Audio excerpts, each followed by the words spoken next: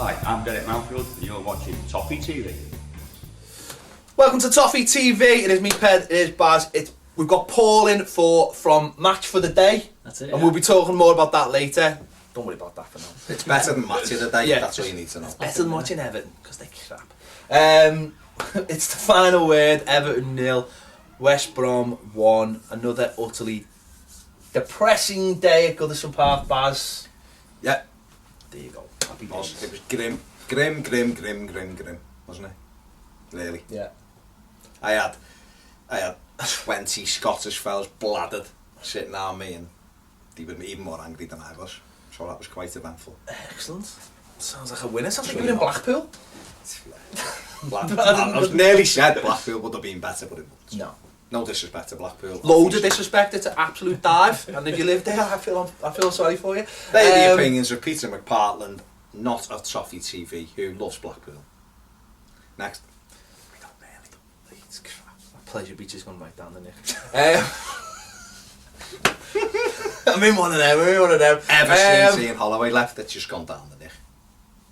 Make of that what you I will. don't even know what we're talking about. Anyway, yes. So, 33 shots on target.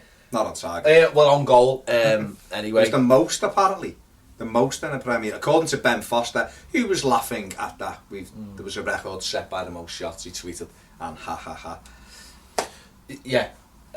Paul, I mean, when you hear stats like that, I mean, for me, I just... They're the kind of stats Martinez loves. But for me, I just cringe at those kind of things. There's Because only 6 on target, weren't there, which tells the story there, they've done it. They only had one on target. Yeah. I don't actually remember the keeper making a save, though. No.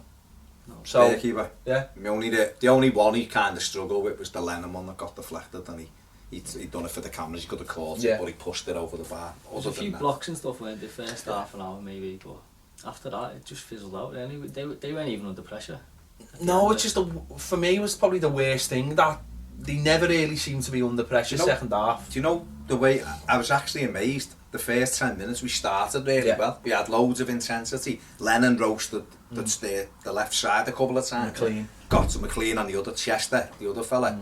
Got to the line, and I'm thinking, we started really well here. If we get this goal, we'll tonk these, and it just fizzled out very quickly, didn't it? And you could see what they were trying to do. Set pieces. They were trying to win set pieces. That was, very easy. They were all floating themselves on the ground. And then they started targeting Oviedo, to try and get that knock across. But the goal, so poor. Not only was it a poor goal to concede from a set piece, but conceding the set piece in the first place, I thought was awful. And that to me is Everton this season. It's almost like we'll give a corner away, it doesn't matter. We'll give a free kick. Seamus Coleman. There's too many late nights changing nappies or what? Definitely. He was terrible Saturday. First of all, if you look at the build-up to the goal, I think it's Johnny Evans who's just allowed to run. No one even goes near and puts any pressure on the ball. He just jogs forward as if he's like, the Hamlet, music playing in the background as he jogs forward. And then the cross is a bit of a rubbish cross. Coleman, he's got to react quicker there. He just allows McLean to play it off. Instead of getting tight, he lets McLean look what he's going to do. And he could have hit him and gone the other way, but it doesn't. It goes out for a corner, and then it is the spawniest header ever, because he just tries to get a flick on it. Well, that's what you said, like one shot on target. It weren't even a shot, was it really? No. Just hit him on the back of the head and flew in, although the keeper probably... Well, the keeper, what's your view on this, Paul? Because the keeper took stick from it, and it's sad. It's sad, because he took loads of stick from the people who normally defend Howard. So it was a little bit... I find it very embarrassing if you did that. I'm embarrassed for you. You know who you are. You're American. Not all of them. Not all of them, only messed. But, how much blame would you put on the goalie for that? I don't think you can blame him completely. I think positioning, isn't it?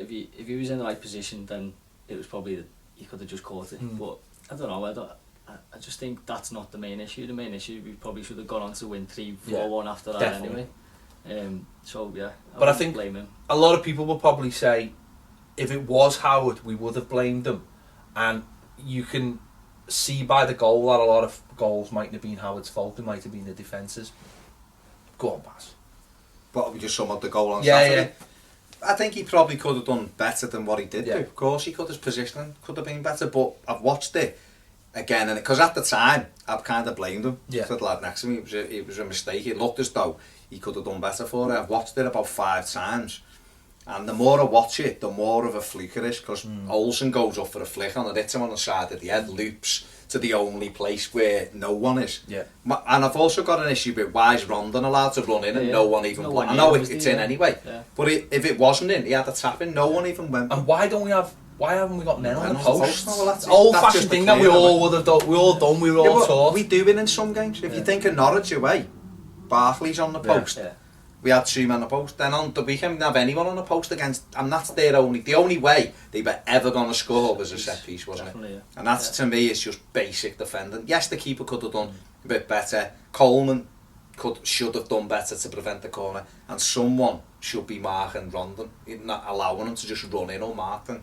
I know it went in anyway, but he might have got the final touch. You're talking 4 or 5 inches. It's just basic stuff. I mean, for me, the keeper could have done better. I think his positioning was wrong. His feet didn't move his feet quick enough. But then if you're the goalie, if you're the keeper there, and you're anticipating a flick, and I'm not trying to get him out of it because it was, I think he was part of the blame. Yeah. But it was a fluke because it hit the labment the other way. So if you're a goalie thinking it's a flick on, your positioning will be different anyway. It wasn't a direct header, and he's caught out by it. You know what I mean? So yeah, I think he could have done better. Yeah, definitely. I think he just gets caught underneath the ball. Maybe when the ball's up there, there should have been some kind of movement. But he hasn't done that. But what I would say, because I've seen again a lot of criticism, people saying, "Well, why aren't you having a go with him?" Well, the difference is because he's 25. He's just come into the team.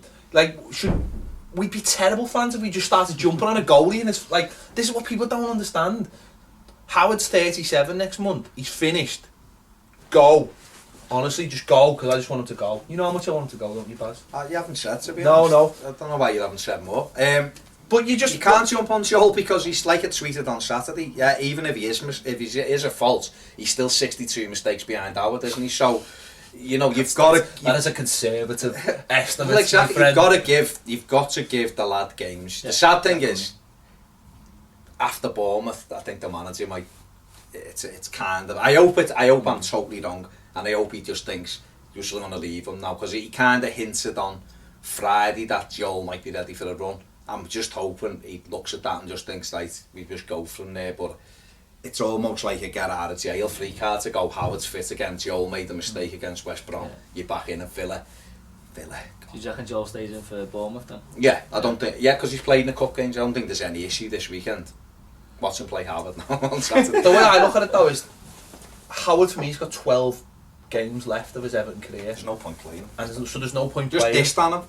Yeah, well, no. When we played the last game of the season. Yeah, but what I mean is up that front with 10 but I also think Joel. That's if he comes on up front, he's amazing though. He's like better than. But I also think Joel's got 12 games left of his Everton career. Do you know what I mean? To cement it. And if he doesn't, then we might need to go and buy two goalies. A good manager now really would say, right, Joel, you're in, and he'd use this as a period of assessment for him, and then you'd weigh it up in the summer. I can't see that Martinez thinks he's a potential number one though, because if he did, he'd have been in before now. That's my biggest worry. But then if that is the case, then why haven't we bought a goalie by now? Because that's someone raised an issue the other day. Sumi raised the point. It was a very, very good point the other day. Is that why isn't Joel banging on the manager's door? And he hasn't been, apparently. And that to me, because if I was him, I'd have been beating his door down, going, "Are you kidding with this fella in goal, by the way?" You know what I mean? And I think he looks to me like, and I like him. I think he's got the makings of a good keeper, but he's 25, and at 25, and you've got someone in goal who's having a mare. You should be banging it. But maybe he was given promises of when his how things were going to go along. Yeah, but you know what I mean. I won't go on about it. So I want to know who told you about it. I'm not going to tell you. I'm not going to ask you. I'm not going to tell you. Well, I'm not going to ask you. He's American, he's got a beard. That's all I'm saying. And his head's baldy. And he was the co-commentating yesterday. But different things. No, I can't think. Connor Casey. Okay. He's just moved. I just. He's gone. It's all right. Forget a different show. No, I just think you just leave him in there, don't you? Just get on with it. Yeah. There's as you say, young keepers will make mistakes. I mentioned over the weekend, De Gea was in and out the Man United team, especially, you know, when they were playing most physical teams. I think Joel's got the rest of the season to cement it. And Butland's made, everyone's like banging the drum of Butland's made quite a few mistakes this year for Stoke. He's also been amazing. Joe Hart makes a mistake every other week, doesn't he? You know, even Fraser Forster, who's a really good keeper as well, he's made some clangers. So it was always going to happen with Joel. It was just that people were waiting, and some people were waiting for it to happen so they could go, you know, there it is. Is that what they did? One of them was hashtag am I right or something. Oh, they were. Howard Sublime, am I right? And you're thinking, no, you're wrong. In the way it's John Bishop, no, you're fucking wrong. I'm swearing. I know. God, honest to God. Because you've got me talking about Howard again. Okay. Move on. Move on to us hitting the post. So I thought first half we were all right and we were making chances. You can speak in about 30 seconds. We were making chances. The keeper had a couple of things to do there, keeper. And Lennon was just roasting their full-back all day, James McLean. And I thought, going into the half-time, I thought second half we're going to come out and have a right go at these. I thought that's the way it was going to be because it looked that way. But didn't happen. I don't know about, when they scored, my heart, I just thought, could just be one of these days, yeah, because it just felt grim. The first real break they had to score from, and then when Ross hit the post, which was the keeper was beating all ends up, it was a great shot, wasn't it? And you just think, is it one of these days? And then it went, they had the Murray header, which he rose brilliantly off the corner, and it was going in, and it's the lad who's got his back to it, by the way, hits his ankle and comes out. Then we had a couple fizzed across, then cleverly crosses that one and the keeper loses it, and hits the post and comes out, and you're thinking, you see, I don't know whether I'm being too critical. I don't think we played well at all. I don't think we played well in the first half. We had chances, but it wasn't a flowing Everton performance. We got chances kind of from things bobbling and we, you know what I mean, but like we said before, the keepers had really not much to do. Couple of back pass shots. I think we played well first half an hour maybe, but then second half when you're thinking you go on just turn the screw on them, it just didn't happen, and they were quite comfortable, weren't they, in the end? Like they weren't backs to the wall really, possession wise, yeah, but not chances. Everything was slow though. Yeah. It was so slow. I said to Paul before, and I'm not advocating we get David Moyes back in any way, shape or form, but under Moyes, that kind of game would have involved a period of the last half an hour of throwing everything at them, and it might have ended 1-0 anyway, but you would have felt like something was coming. On Saturday, we were still just. I thought first half, we hit the post twice, getting saved off the line, shouts for handball. It was a little bit relentless, and there was none of that second half. There was no period where it was just like, oh, how lucky have these been today? There was a bombardment of loads of shots and loads of possession, but it wasn't like possession that you think it's building up to something. It was just like, do it again. I just didn't think we played well, and loads of people like, well, we had all these shots. I just thought we didn't get going at all. You mentioned they're slow. Another thing I was saying, the pitch. I thought the pitch was appalling. Yeah. I think I looked at it taped away and I went, it looked like when you get that grass put over bricks. That's what it looked like. It just looked like it looked like loads of sharp, and no one could get a firm touch. And I'm thinking, surely the manager must want us to play on an immaculate carpet, surface. If this is not good enough, sorry, but sack the grounds. And I'm sorry, I'm getting rid of loads of people at the club here.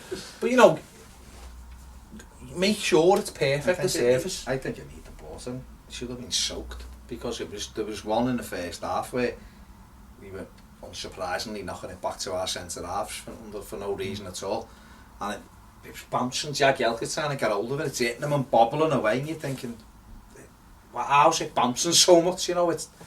We seem to be living in bloody a rainforest for the last 6-8 weeks, being done nothing but rain, but it was still crap. But I don't know, I just think for me we're just too easy, we're just berserk with Jekyll and Hyde. Away from home, we're dead classy and we're clever and we're quick and we're incisive, and it's because we can just sit back, and this possession football is perfect, but he hasn't worked out how to play it. Goodison when teams come and go, you've got to half time, you're 1-0 down, okay, you might have been the better side, but we were the better side, as critical as I'm being, we were the better side, of course we were. you come out for the second half, you think, like, let's get their confidence isn't high. They've been getting beat every week, virtually. Get a goal, it'll turn, and you'd always felt if we got the first goal, things had changed, but we just come on, done the same. It was side to side to side to side, and that's all it is, and you go and, like, change it then, so he makes a change, Well, yeah, let's talk about the subs. I mean, it's hard to pick out individual moments from this game, but the subs are very easy to pick out. He talked about after the game, having this brilliant dream squad. Kone, what's the point? I mean, literally, what's the point? If you've got a brilliant squad, you don't bring Kone on if you want to change your game, because he does. Unless you're going to play him in a certain position, he's not going to do anything for you. And for me, take a centre midfielder off, take Gareth Barry off, let James McCarthy be the engine room to run round if you need that. Go 4-4-2, leave Cleverly on, go 4-4-2, because for me, what happened when Kone came on, not only did we go down to 10 men, but then everything was shifted to the right, wasn't it? And they basically said, right, let's stop the right. If we can stop the right, then you've stopped Everton today, because nothing went down the left once Cleverly went off. So I think what I would have done there was, I would have put, if you're bringing Kone on, if you've got to bring him on, that's your decision. You put him on right next to him. I mean, he brought him on down there, didn't he? And we won 3-2, and he was probably thinking, hey, it worked at West Brom, let's do it again. But he should have brought Gibson on as well then, because he come on in that game as well, didn't he? But I think what he should have done was he should have just stuck Kone alongside Lukaku, who got bullied all day by that Olsen, just made him look like a little kid in a schoolyard. It was embarrassing. I felt embarrassed for him. The way I felt embarrassed for Ben Foster wasting time after 5 minutes, I felt embarrassed for Lukaku, because he spent the week telling us how he's the complete striker who takes pictures in his mind and knows weaknesses. So West Brom haven't got a weakness, Ron, no? You tell me. Anyway, get your agent to phone me, because we need representing, don't we? He should have threw Kone alongside Lukaku. I didn't disagree with Cleverly going off. I liked Tom Cleverly, but he was getting worse as the game went on. I thought he offered nothing in the second half. But I'd have put Lennon on the left and had someone with a little bit of pace. I think the Delafeu sub was right. I think we needed something a bit different, but don't take Lennon off, he was still running around. You'd spot on, say one of your centre midfielders off, Barry or McCarthy, probably Barry, because McCarthy's got the legs. Don't forget, they offered nothing. Yeah. They didn't even want to come into our half, they were grim. They had not enough front. That Rondon is probably the equivalent of Kone. You know what I mean? That's all he is. As long as he's not the equivalent of the ass. That's all I'm thinking. No. But, and we could have even gone 3-2 at the back. We wouldn't have been under any pressure, because we weren't. And we should have mixed it up, gone long, and put them under pressure so they had to defend. Rom, there was just nothing going on with him. He wasn't even in the game. No. He wasn't. At one stage, he was on the wing. And you're going, well, you're going to score from there, aren't you? There's nothing in the middle of it. They was just clearing it, and it was dead easy. And that Olsen said, Everton are a great side and blah, blah, blah, but we were comfortable in the second half. And I couldn't disagree with him. I know they come out and say that normally, but I couldn't disagree with him. Predictable. That's it. There's just no plan B at all. If we'd have scored first 10 minutes, we'd have probably won 4 or 5. Yeah. But once they got through that, once they scored, we just had nothing then. And that's the problem though, isn't it, Goodison? We see that all the time. What's that now? I think we've took 5 points from the last 7 games with Goodison. That is shocking. And we haven't even played anyone in those 7 games. 4 omens since April. But we haven't played anyone in those games. Next time we play Goodison, it's March, and we've won 4 home. So it's nearly a year, and we'll have won 4 home games, which is... Goodison was what we were built on. That we used to be grim away, didn't we? We weren't very good away under Moyes, but we were strong. We won 14 home games one year. We were strong, and the thing is as well about it is that I know a lot of people out there, we did all right. You listen to the phone. I know you listen to the phone in as well on the way home, and you've got people going, "Well, what's the problem?" Just one of those days. But now, I remember the first season when we played on Boxing Day and Sunderland beat us 1-0, and that really was one of those days. We hadn't lost at home all year. And everything went wrong, and battered them. Howard got there was a penalty, and Howard got sent off, and obviously still didn't all go wrong. Everything did go wrong that day, and you walked out going, you know what? That was just one of those days. But when it happens it's not every other week, then it's not, is it? It's not one of those days. And if we had 33 shots, but how many were on target? We've got to have a different way of playing, a different plan. Like you say, even if you just go, right, we're putting Kone in front with Rom, we're just going to go along and we're going to pick up all the bits. But we don't do that. It's just the same old. Other teams put a centre half up front with 5 minutes to go, and Marie could have gone up there because he wins headers. I don't care. Rescue the game. Don't lose to West Brom at home. When you've got a couple of wins together, you've pulled yourself back into a race for the Europa League, whether you want to be in it or you don't, but you pulled yourself into that, and you've got a team who is really poor coming to you. They're going to be organised. No, did they surprise you, West Brom? Because they didn't surprise me. Exactly, you knew. It's only Pulis. Yeah. It's what he always does. I'll white to his trainees, by the way. I said in the aftermatch thing, he either has a new pair every week, or he just carries baby wipes around and just gives it that. Cause them don't call them Tony Box Fresh Pulis for nothing, mate. I'm telling you, mate, they're unbelievably white, them fellas. You can come and clean ours anytime, it's amazing. That hat as well. But they didn't do anything that surprised us at all. The banks, it was 2 banks of 5. Forget that 2 banks of 4. It was 2 banks of 5, and we just, once it got to about an hour, you knew what in the game, Peter, we're still passing it in the last minute along the back, and you're going, just knock it long. The other thing that makes me laugh is, you know, you're looking at other people, and the people who want to defend the team, and they're all saying, you can't break teams like that down. You know, teams who don't want to come out, you just can't break them down. And I'm looking at West Brom's goals tally, how many they've conceded. They've conceded nearly as many as us. They've lost more games than us, so you can get past West Brom. It's not a big thing. Well, obviously they'll win the league then if you can't break them down. It'd be amazing. Yeah, West Brom. They draw every game or win every game away, surely. That's pathetic. It just doesn't make any sense. You can't have those. You can't have one of those days. You'll always have one of those days in the season, but in isolation. And if it was in isolation, you'd sit here and go, we could have played all night. We were never going to score. You know, we had one of them days. We've been doing well. We'll get back on it next week. But we've lost 6 home games. 6 home games. It's, you know, and there's still no pressure on the manager. I'm not. I think it is. I think if any other team had lost 6 home games that weren't like Sunderland, then you know there's going to be pressure on them, or Newcastle, because they're obviously crap. We hate Newcastle. That was a good result for Chelsea. That picked me up a little bit. But there is no pressure on the manager. We're not saying go and sack him, but I just don't understand why it's just like you walk out and it's just like got beat by West Brom, didn't we? So where's the anger? There's no anger. And then you get people going, oh, how dare people groan at the match? Well, what do they want us to do? Sit there going, this is amazing, this we're getting beat by West Brom, well done lads. We'll have I don't get that at all. I just think, and this is a big statement, and if you can agree or disagree, I don't really care. I just think Roberto Martinez plays the kind of football that Everton fans don't like. And I say that on record. I just don't think our fans like that kind of football. I think our fans like football that's end-to-end, long balls now and again, midfielders getting stuck in, people showing a bit of aggression, showing a bit of passion.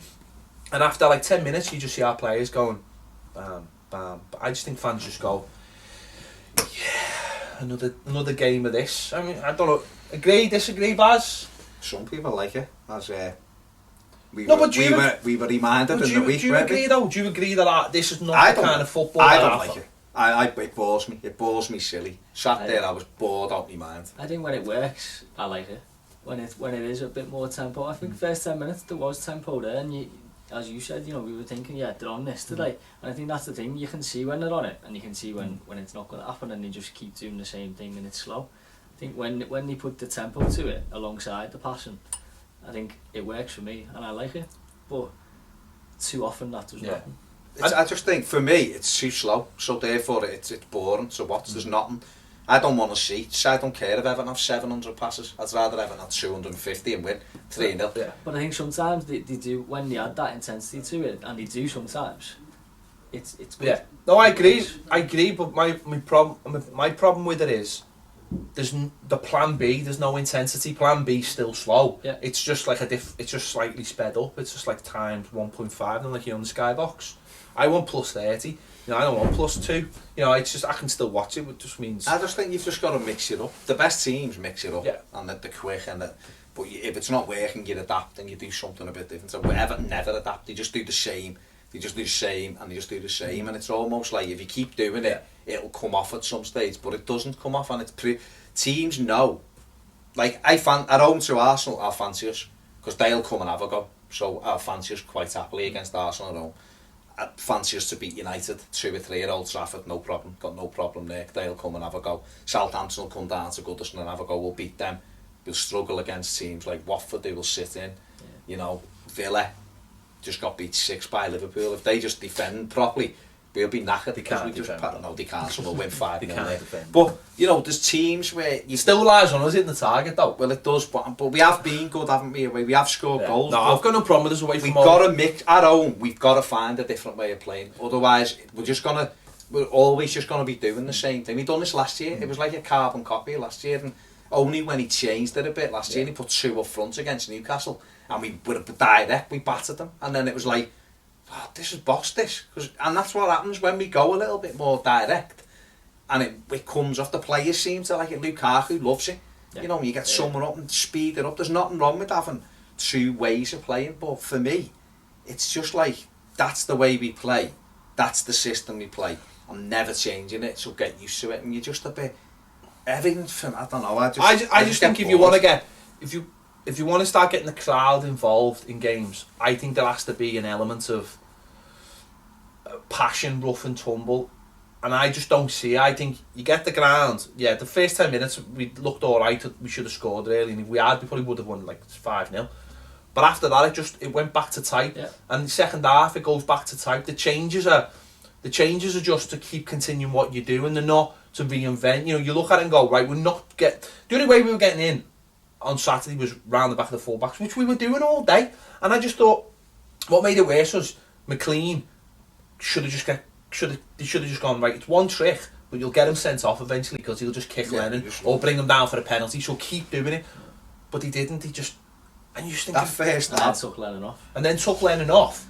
But he took McLean off, didn't he? They knew that he was going to get sent off. But the first half, the first 15-20 minutes, I know we conceded the goal, but Lennon was in all. It was all about Lennon. He was roasting them. They had a couple. We got a couple of free kicks. The referee spoke to them, thinking like, just give it to Lennon now. They stopped doing it.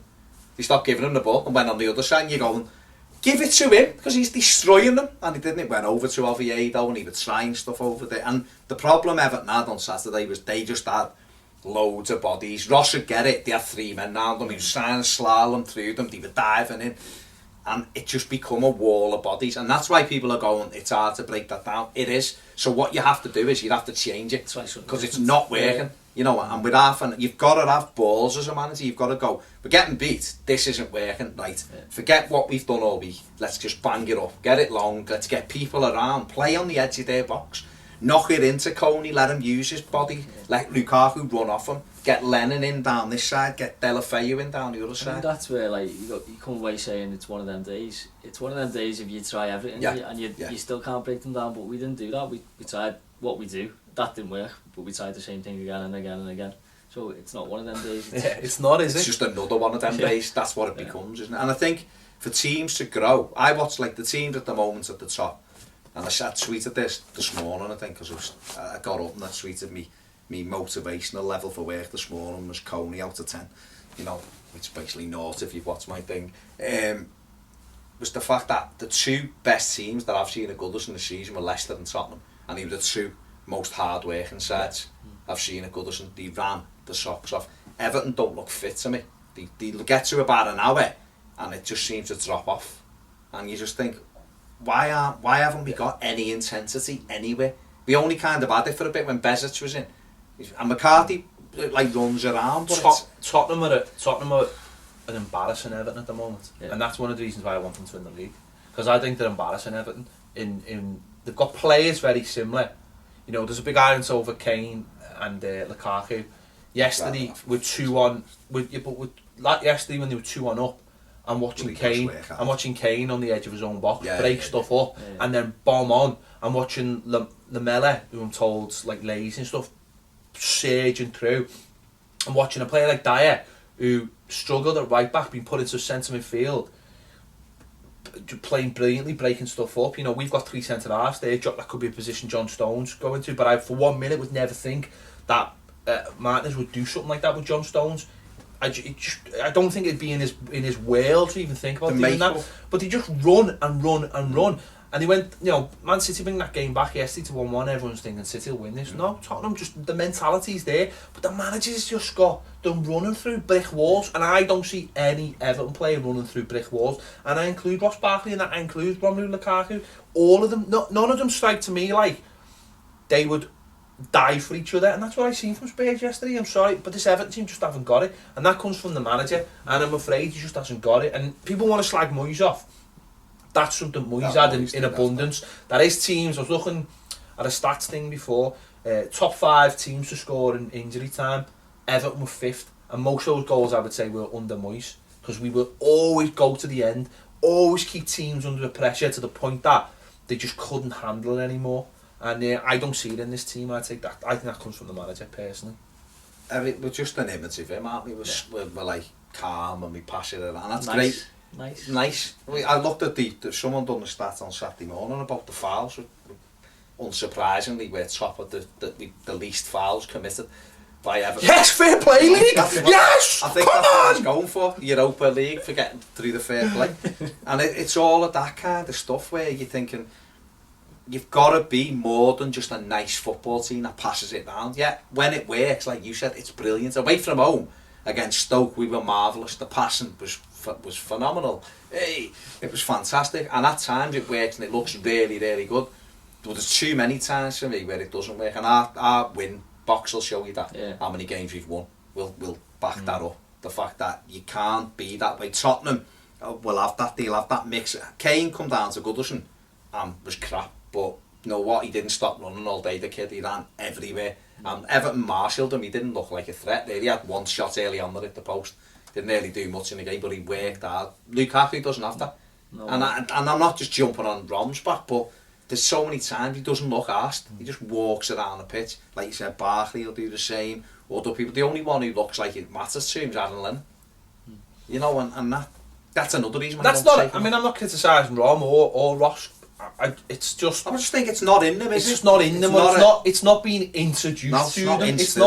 It's not being pushed on them. I don't think it's natural for them, but it's not being coached into them either, is it? I mean, Moyes said on Goals on Sunday, you know, about the Stones thing, and he kind of admitted what I'd said the other week. You know, they give Stones a slap after those Cruyffs, but our manager will be made up with that. Where it's players have to do what they're there to do. First of all, you know, defend. Stones is a defender. We loved it when he used to defend, and then occasionally he'd bring the ball out. We'd all laud him. You know, Barkley's fantastic at doing that. We've got to do the other bits. Lukaku gets on the end of things, but for me, again on Saturday, he hangs back. He needs to be in. He should be robbing goals off people, getting toe pokes on the line, being horrible. Being a goal poacher, do it. Be a little snidey, horrible fella who wants to put his foot. We had a shot in the second half. I can't remember who hit it. But he moved out the way. Instead of trying to deflect it in, he moved it because that might be your goal. I fucking used to put my foot out and try and flick it in. And then run off like I'd scored a 40-yard screamer. I don't care. As long as my name is on the score sheet, I don't give a shit. You know, and that's the thing. There's not that, for me, there's just little aspects missing with this Everton side that will turn them into a genuine this season as well. It's horrible because you look at it and go, that should be us. That, you know, imagine if this was a couple of years ago when Martinez first came in, and we had all of that. We still had the Moyes hardness, the Moyes getting in, and you picked it up with the flair that he brought. We'd have waltzed the league that year, or we'd have certainly been there in the mix. And it's heartbreaking to look and go, I don't think lost another game. And I don't think them working hard's going to make them worse players, is it? It's only going to make them better players. You know, if Rom's chasing down lost causes, if Barkley's, you know, tracking back or hitting other areas, if they're generally fitter, they're going to be better players, and that's one of the big problems, isn't it? If you match what every other team does, the basic teams will work hard. So if you match that hard work, your class will come through, won't it? That's what the good sides do. Like we said before about Stones doing the basics first, so defending first. For the midfielder and a striker, you put the work in first, and then your class will come through. Everything else comes. You can't argue they haven't got the class and the potential there, but I think sometimes it's so frustrating because they just don't. They haven't got that work rate, have they? And that hunger almost sometimes. I think certainly Lukaku. Sometimes he doesn't look bothered at all. But I don't think it's like, it's not that he doesn't look bothered, like you get he wants off. I don't think it's that. I just think it's, like you said, it's not in him. It's not in him, and no one's pushing him that extra 10% to get that out of him. But sometimes it is, isn't it, with Lukaku? Sometimes he'll come out and you'll know he's on this today, and he doesn't stop, and he'll run through people and stuff like that. He can do it. I think Barkley, I don't think it's in him. I think he's, he hasn't got that in him. But Lukaku shows that he has sometimes, and that's the frustrating. I remember the Stoke game. That was the one when he took that one on the chest and scored. I remember him running back to put a tackle in at right back because we were up the pitch, and he was everywhere and he battled them all day, and you know, obviously Flappy cost us hitting stones diving in, but he put everything in that day on, so he can do it in certain games, but he just looked off it Saturday for whatever reason. I think he has for a few weeks now. It's since he got the injury, isn't it? Really, he's never really looked comfortable. You know, when you're talking about like chasing down lost causes and that, sometimes there's nothing wrong with giving them a partner and letting them share the way. I hate the fact that, and I tweeted it yesterday and it sounded almost like I was like anti-Europe, but this European way of just having one centre forward now that everyone, all the sheep have jumped on, and made up Leicester haven't. Leicester are boss, and it'd be great for them to win the league with 2 strikers, just to go to everyone else, see you can play 4-4-2 and win leagues, because there's this theory, you know, that you can only play one up front and you have these 2 wide players and you do that. What a load of old crap. Get 2 centre forwards. If you got 2 lads, you can put the ball in the net. You've got more than half a chance. Barca play with 3. Barca do. No, but that's what makes me laugh. The model is Barcelona. Barcelona happen to have the 3 best strikers in world football, and Real Madrid, who were also held up, have Ronaldo, Bale and Benzema, who aren't that shoddy either. You know, but when you're looking at us and you've got Kone on one side, you know, and Lennon, as great as he is, doesn't score goals. Delafeu, as great as he is, he sets them up, he doesn't really score. It's all down to Rom. You know, if anything got happened to Rom, said this a while ago, we'd be knackered. You know, and it's this. Everton for me, I've got to add something a bit different, and it might be play 3 if he wants this. You know, these wide men as your fullbacks, play 3 at the back or whatever. But we've got to find a way to get 2 strikers in our team to try and help Lukaku, because he's not going to go to warfare on his own, because it's not, you know, he can't do it all the time. He proved he can't do it. You got to get width in, change games. You know what I mean? It might not be that we play 4-4-2 home and away every week, but that option. I know what I'd do. I'd bring Gareth Barry and bring. He's been our best midfielder. I don't care. I'm not bothered. I'd get rid of him. No. Honestly, I'm not bothered. He's been our best. So who would you play? I'd play Besic, and when he's fit. Not fit. When he's fit, and I'd play him alongside James McCarthy, and I'd just say used to chase everything. So where does Barkley play? He sits in front of them. So he's still only playing. No, but he sits further forward, and them two do all the work, because I just don't think there's enough work rate in there. And I'm sorry, if one player's got to come up. But so you would still only play one up front. Yeah, but I think when you've got, I think Besic covers more ground. That's what I'm saying. I think. No, I know, but for me, the problem is in the final. But we've got no other striker. Coney, I don't class as a footballer. So what would you? I just don't class him. He's a bin man. So I. For as far as I'm concerned, he's not a footballer. Not a milkman. Not a milkman. No, he wishes he was a milkman. So ideally, so you'd have Besic and McCarthy, and you'd have Ross here. But I think having Besic in there means Ross can just really concentrate on nothing but attacking. Because I don't know if he concentrates on anything but that at the minute. But I think he actually doesn't even have to worry about it then. He probably doesn't even have to worry about it. He doesn't worry about it now. The only way for me that works is if this Nias is... Do you think Besic should be in the team when he comes back? Yes. So who comes out? I'd take McCarthy out. See, I wouldn't, because I think you need energy in there. Besic. And I just don't think Barry's better. I think Besic offers everything. McCarthy just runs around. But I need both of them though. I just think, I know what you're saying. That for next season, that will be me. My midfield 2 will be Besic and McCarthy. Long term, but I think it'd be harsh for me to take Barry out, because he's been brilliant this season. I'm not what I would. No, too nice. What I'm saying. You're too nice. What I'm not. I'm talking about players who've been playing well.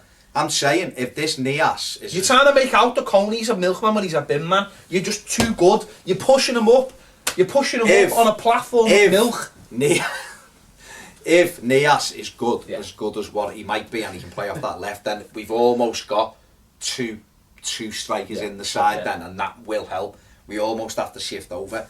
The current model for me doesn't work. Under David Moyes, and again I'm not advocating David Moyes coming back, we had proper width.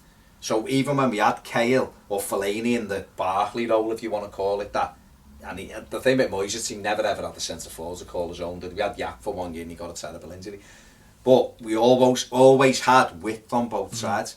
The current lineup, we don't have that width. Because even when Cleverley does well, I think away we're all right, but at Goodison it's a problem because a lot of teams come and just go, we know what you're going to do, and we're just going to sit. And so if we continue to pass it, we're struggling. That's why it was so obvious. Everyone we were talking before, the option, the subs on Saturday was to bring another winger on and play 2. And I'd have kept Cleverly on and taken off Barry, probably McCarthy maybe, because I thought Barry played really well, even going forward passes on Saturday. I thought Barry was playing well. But the obvious option was to get width down both sides. So Leon Osmond discuss. Well, yeah, this is what I'll discuss with the 2 sub. Delafeu was the right change for me because we had to try and get something a bit different, and he put 2 great crosses in and we just know one was on the end of him. Coney is never the answer. I've said it so many, he's never the answer unless you put him alongside Lukaku. Or you on your bins and stewing. Or your semi-skimmed or your whatever. He's not good enough to be sterilised milk. Doesn't even do yoghurt. And the other one, he can go then. If he doesn't eat yoghurt, he can get back to the bins. But Leon Osman, at a time, the game was slow enough. The game was walking pace, wasn't it? It was just like who blinks first in this game. It was one of them. It wasn't even as fast as rock, paper, scissors. It was that slow. It was like that walking footy on the advert for that was it. You know what it was like? It reminded me of Father Ted, yeah. When the Father Side game. Coming back, that's how slow it was. And Osman would still be slow in that game. And he put Osman on to slow the game down even more. No wonder Morales threw his gloves at him, allegedly. You know, because I'd put 3 more than my gloves at him if he did. Because you want to put pace on, mix it up, get them tearing. No, we'll put someone on who will slow it down even more. So they just go, this is boss. So there you go, that's the Osman sub. Yeah. What would I mean? I bet your little lad was like, Dad, he's just brought Osman on, let's go. It was, well, I took me father-in-law as well, who doesn't know anything about footy. Yeah. He won't be watching this anyway. So say what you want about him, get it all out! But first thing he said, well, 3 things he said. At half time, he said, who's number 10? He's not doing much. I said, he's worth 28 million quid, and he nearly... Well, he's not, he's worth about 70 million. Well, I said, we paid that much for him, but he's probably will get more for that, actually, Michelle. He said, number 12, best player on the park. And he was, and he took him, and then he was like, why did he take him off? I hate people who state the obvious, they really annoy me. It weren't the obvious, because, he honestly doesn't know. No, what I mean is, though, you can dissect footy all you want, and then someone turns up and knows nothing and goes, yeah, he's crap, but he's good. And what was his 3rd point? Coney. Did he just say, I'm faster than him? What's he doing on there? He's the only centre forward that doesn't shoot, isn't he? It's just so frustrating, isn't it? It's just... You know what's really annoying is that, and you kind of get sick of saying it, and to the point where in the end you go, actually, are these good players? Because I look at them and think, we've got some boss players there, but then we keep losing games and you think, are they really that good? Well, it's one or two things. We've either got good players and a terrible manager, or a good manager and terrible players. Take your pick. There you go. No, it is, isn't it? That's Des O'Connor. Take your pick. I don't know. I'm not as old as you. I'm not as old. You know, let's leave that one where it lies in a pool. I knew you couldn't resist it. You were gonna go there. I knew it, but I thought you'd subtle it up, but you didn't. No. You just pedded it. Route one. No, it is though, isn't it? We've either got a terrible manager and good players. Coleman's even come out, Annie, and said, I scratched my head out, it's another one of them. And more players are saying things without saying them, if you know what I mean. And these are coming out more and more, Lukaku, we've got to be organised. Coleman, how do we keep throwing this away without doing... Gareth Barry, we've got to learn how to defend. And the other thing was... And this is in the last few weeks. And the other thing about Saturday wasn't a young team. Wasn't like a team full of kids, was it? It wasn't this like they will learn. He's getting like soft lad who used to manage Leeds, David O'Leary, an excuse every week. He used to come out. It's a young team. It's a young team. It's learning. My nose is over there somewhere. That's all he should do. I need to win a game to the fans. So there's no right. You've got young goalkeeper. Okay, you can argue that Funes Mori is learning. I wish he'd learn to stop doing that stupid thing. Oh my God, stop doing it! Just leave it. Make yourself look stupid. You know why that is? Stop doing it! You know why that is? Because he was doing a friggin' barbecue at 12 o'clock on Friday night with his Everton shorts on. I don't know if anyone... Barbecue. He does Instagrams like 3 o'clock in the morning because he's watching River Plate. Go to sleep. It's like blah blah River Plate. Go back to River Plate then if you're going to be up. Go to sleep. I've seen him on a Friday night doing Instagrams at like 2 in the morning when we're playing the next day. What are you doing? You're mad. You might need that. You'll get mad cow disease as well. You don't cook them sausages properly or whatever. I don't know what's in those sausages, let's be honest. It wasn't a young side, was it? You know, you got plenty of experience in midfield. You've done an Eddie that there. I thought you were going to forget where you were. Plenty of experience in midfield. You know, so there's no excuses from that point of view. You were just shite. I'm sick of watching it every week. You were unlucky, he said. No, we're unlucky. No, that's what he said, the manager. Just quote this, or don't quote it. Do whatever you want. It's crap. I don't enjoy watching it. I'm an idiot. I'll still renew my season ticket because I'm an idiot. But I don't enjoy watching this footy. I just think I think like Paul said before, when it's played with intensity and they move the ball around quickly, it's good to watch. I think it's good to watch when teams come and match us because we are good. Yeah. But when teams, this is me sticking point with the manager, is that there's the blatantly obvious and he doesn't seem to see it.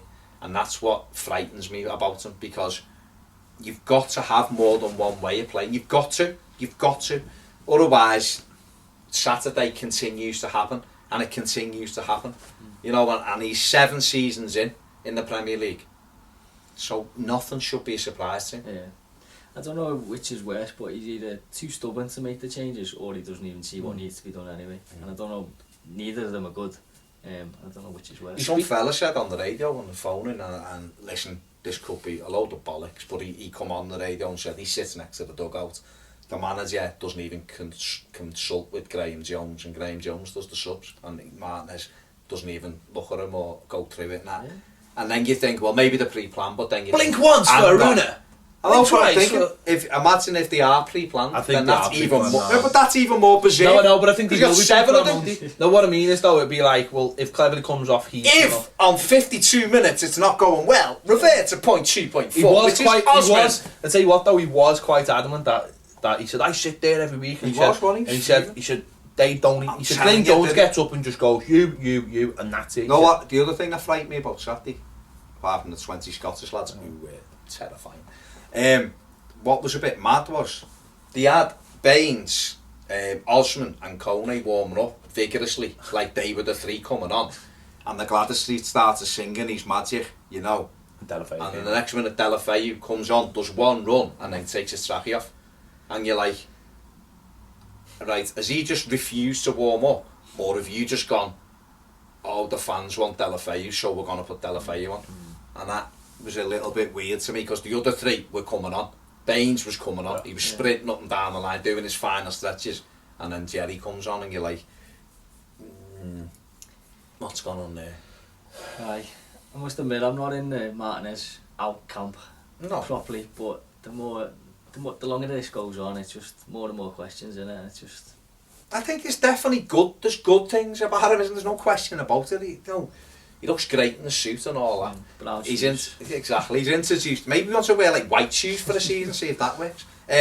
He's introduced this, a nice style of play when it's played with intensity. We've got some great players. He's brought some great players in. He can spot a player. Just doesn't know how to use them. He can spot a player, but there's still fundamentals for me, like massive fitness. Questions. I think what I'd like to see is him bin off half of his Wigan backroom staff and freshen it up with some different people. Someone who's going to go, listen, this passing lark, bollocks, we're 1-0 down, let's mix it up. Not a fella who is in the same mould as him, who will just go, let's keep playing 700. Do you know what I'd like to see? I'd like to see some fella who used to go around punching people on a footy pitch start getting angry about a few things while he's in the coaching section. Because all I hear is people go, oh, there needs to be someone who's got some bollocks there. You got a fella there who used to go around battering people for a living, practically on a football pitch. Yet now he just seems to be the nicest man in the world. And I think it's about time someone grew some bollocks.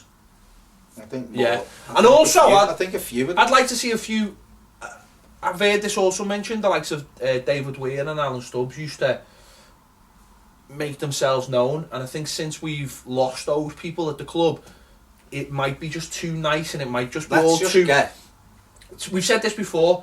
Sir Alex Ferguson used to change his coaching, his assistant manager every 3 years because he was sick of listening to like sort of that voice. So we got someone new and someone fresh, someone to just bring in new ideas, rub against them a little bit, maybe that needs to happen. It's just all too nice and safe.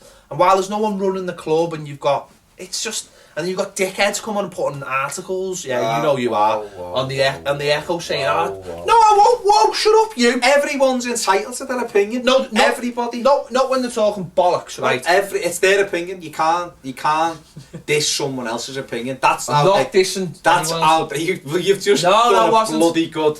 When you've got people saying, criticising the fans for the atmosphere, why do you think the atmosphere's crap? Because the footy's crap, as far as I'm concerned.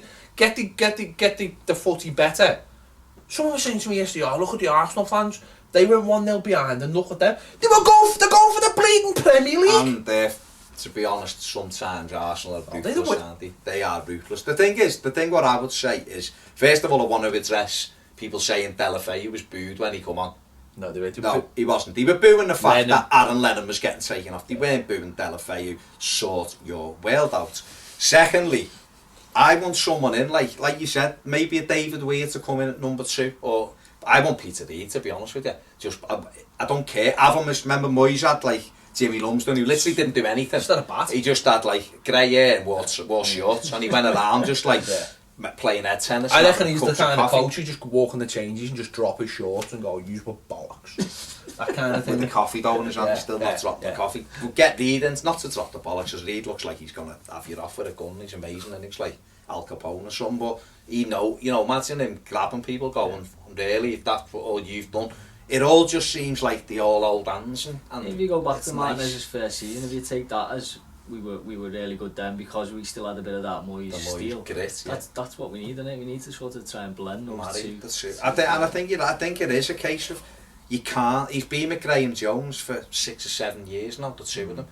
After a bit, you're telling the players the same message.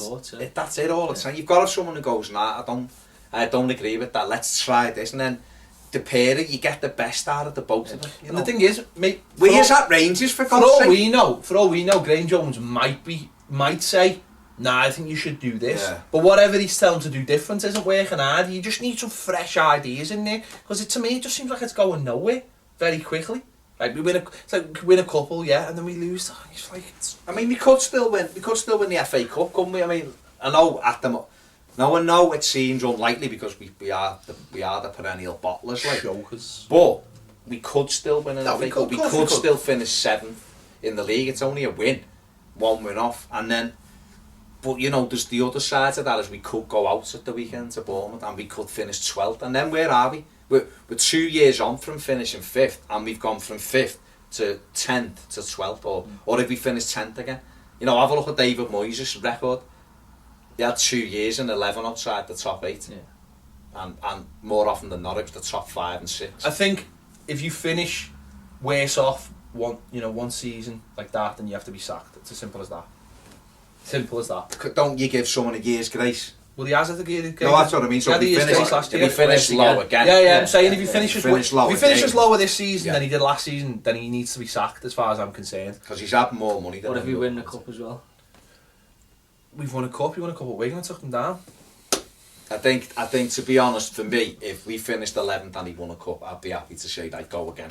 Let's see where we are. No, but I'm just saying, as a fan, you'd go, right, no, we've won a cup, he's ended that out, that's fantastic. Now, let's see what we can do up until, and see where we are. And if we're in January and we're 11th and we've won 2 home games, then it's time. Yeah, because it's last game of the season, everyone's happy, aren't they? You forget everything. We've said a million times, haven't we? It's getting that first trophy. It turns your fans in from being nervous to being relaxed about winning trophies. Penalties will do me. What we'll do is we'll just tell them that if we get to penalties in the cup final, say we're having our huddle over here. Just get all the Liverpool players in the corner just to put our shirts on and jog on and take pens, or just wear Liverpool shirts underneath the top. Win every penalty. Anyway, I'm bored of this game. I was bored at the game. Got about an hour out of it, so it's not bad. Well, I think people's switched off. That's what 5 though. Yeah. Right. We nearly did.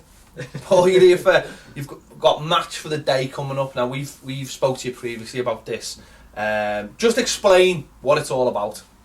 It's a 24-hour footy match, so basically the game just keeps on going for charity for Marie Curie. We did it 2 years ago, got 15 grand last time for 2 cancer charities. Basically came about. My mum was the inspiration for it. Basically, she was going to a cancer support group, so that's why we did the first one. Unfortunately, she passed away last year, but she was in Marie Curie towards the end, and they were just absolutely fantastic. The support they gave, not just my mum, but the whole family, like, just unbelievable. You know, at such a distressing time as well.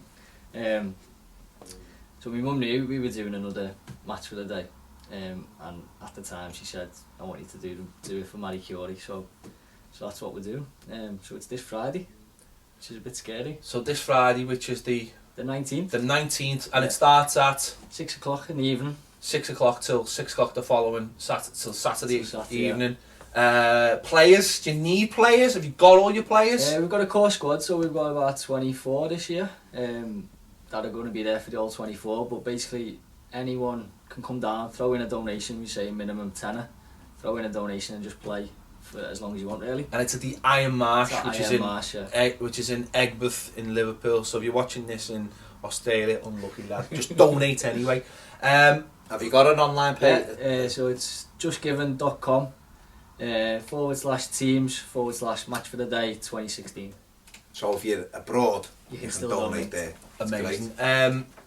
How long do people normally last, or how long did people last time? To be honest, it was dead busy from 6 o'clock till 4 o'clock in the morning, and it was a proper game. So I think people came expecting it was just going to be like, you know, walking football almost, but it was a proper game until 4 in the morning. Then it died. So there was a few of the lads tried to get a few hours kit, but we had to pull them out of the sleeping bags and keep it going. Really, we were down to 5 aside. It's quite a big pitch as well there. So we were doing like 2-touch heads and volleys to score, just anything to try and keep it interesting. But then we sort of reached 10 o'clock Saturday morning. There was some kids footy outside, so we got a few of the dads in, and they were like angels walking through the door. And then from then on, Saturday afternoon was chocolate again. So we had loads more help then. And then the last hour, we got all the core lads in for the last hour, and it was a proper game, as quick as any normal game, and it was a proper adrenaline flowing again. It was good finish. Have you got anyone coming down? Hopefully Kevin Cheedy, who came last time, he's been brilliant. Maybe John Aldridge for the Reds, and maybe Alan Kennedy as well. Brilliant. And also Craig from Big Brother. Oh, the Craig! I'm going to bring some shells down for him to make. Craig, amazing. Brilliant. So yeah, but loads of other stuff going on for kids and stuff as well. Loads of food, drink. Yeah. Get them to do a little Twitter and say like, come down and play match for the day. It's amazing. It's going to be amazing. It's going to be absolutely amazing. Get them to do it on Twitter as well, boss. Now it sounds amazing. Obviously the cause is amazing. We all know people who are affected by cancer, so it's fantastic cause and all the best, mate. I would say I'd come down and play, but I'm going to try. I'm going to try and come down in the middle of the night, just to like get it going. Do you know what I mean? Just when it's low, like when it's dead low. People come turn up, but like we've been playing for 18 hours, and they come on like doing the stretches and all that. It's amazing. Thinking they're superstars. We've been there for 18 hours, but yeah, that's exactly. Might do that when you're tired. Might come down, just do 5 minutes. That's exactly what I'm just going to walk in, just film ourselves scoring a couple of goals, and I go, "Was nice, lads. See you later. All the best." And then we just get off. I've never done that, and I never will. Obviously, I will. I've just done it. You've done that about 4 times. Because it was O'Leary. You're O'Leary, right? Obviously, we'll put the link Yeah. in the section below this video. Make sure you donate if you can. Paul's give the page out there. We'll put that in the comment section as well. Go down and play. Go down and support. Or just go down and watch. Yeah, go down and watch. Yeah. Iron Marsh, go down and watch them. It's not like, you know, 24 hours. You've got loads of time to go down. Just pick a random hour and off pick you an go. hour. Might wake up in the middle of the night. Go, do you know what? I need some milk.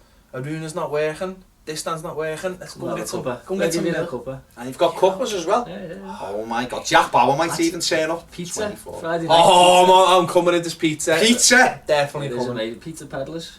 Little. A little link for it, don't But it? it's amazing. Like a little a van with a proper stone pizza oven in the back. Maybe that's what. And they come down and do. That's amazing. Well, in Pizza Peddlers, Yeah, that's you can- amazing. Can you give an Ivory Coast striker a job? I honestly thought you were going to say, can can you drop a couple into Toffee TV? You didn't, you went there with the Ivory Coast centre forward. Don't get rid of him. But yeah, so it's fantastic, mate. So all the best with Yeah. you. Thank you. Thanks for having us on. Brilliant stuff. At least we got something nice to talk about anyway, because Everton are crap. Right, tell us what you think in the comments about this awful performance on Saturday. Will we bounce back? Are you still very much in Martinez's corner? If you are, tell us why. Tell me why, because I need some help with this. Subscribe. We've just gone over the 7,000. We're pushing for 8 now. We're on yous. We're on yous for the next one. Big 8, a big 8,000. Catch us on Twitter as well. It is at Toffee TV 1, and on Facebook as well. Facebook.com Toffee TV EFC, Instagram, whatever. All those other things. Catch us soon on Toffee TV.